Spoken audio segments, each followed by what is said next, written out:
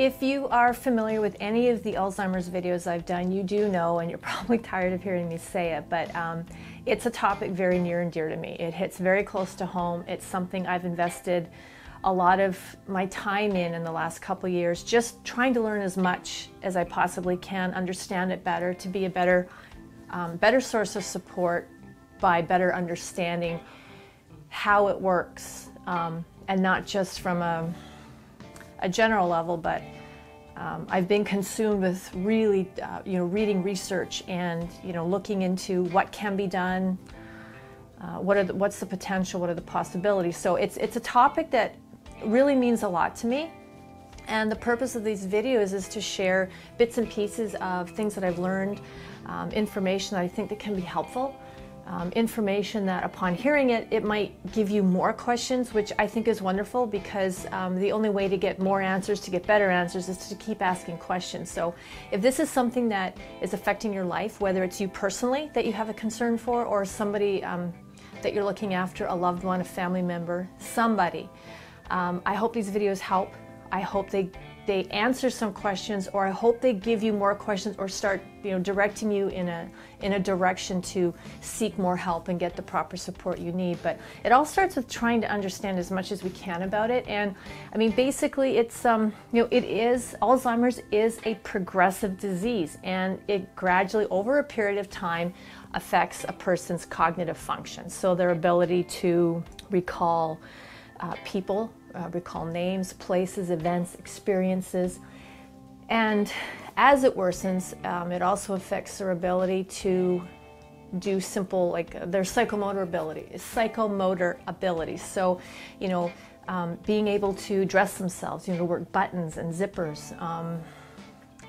Their logic is compromised. So the ability to problem solve and think, especially with safety, like normal safety type things that a lot of us just by default do. Leave the house and make sure that the heat's turned down, the stove is turned off, the curling iron's unplugged, the iron's unplugged. All that becomes just lost. It's just not there. That connection isn't there. So their safety becomes compromised. And ultimately, by the final stage, the last stage, most often patients will not be able to communicate. They lose their ability to speak, and they lose most, if not all, of their psychomotor abilities. So they can't walk, they can't move, and they require full-time 24/7 care. And that can be quite devastating to see happen.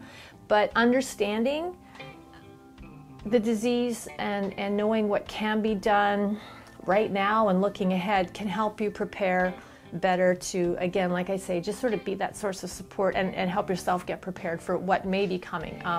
Now, while it is a progressive disease, the degree and the intensity of symptoms varies from person to person, although it does follow a similar trajectory. So we do know that Alzheimer's can be broken down into 7 stages. So people diagnosed with Alzheimer's will likely experience those 7 stages in that order.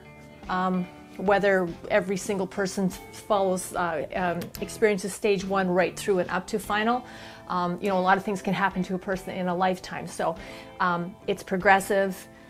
Symptoms vary from person to person, but they are very similar, and it does follow a state, the progressive stages from mild, like no obvious symptoms, to mild, to moderate, down to stage 7, which is severe, which in that case, at stage 7, like I said, there's loss of the ability to communicate and to move, and psychomotor abilities to move. Now, as far as how long each stage lasts, not exactly sure, but the entire progression of the disease seems to run a range of 4 to 20 years. What we do know is that final stage, stage 7, can last anywhere from 2 to 2.5 years. And that's what I've been able to find out. Hopefully that gives you some help. Hopefully that answers some of your questions. And again, hopefully it maybe gives you more questions, because if this is a concern in your life, whether it's a concern you have for yourself or a loved one, it gives you some information to get you moving in a direction. So visits to the doctor, some diagnosis, therapies that can be done, and things that you can do with them at home to keep them as actively engaged as possible, keeping them vital and social as much as possible, because those things do seem to help. So there you go. That's my little bit on Alzheimer's progression. I hope you enjoyed the video. If you did, please give it a thumbs up. If you have any comments or questions, please put them down below here, because I do read those and I will get back to you. Thank you again for joining me. I'm Tonya, the holistic health practitioner here at Critical Bench. Have yourself a wonderful, healthy, and very, very happy day.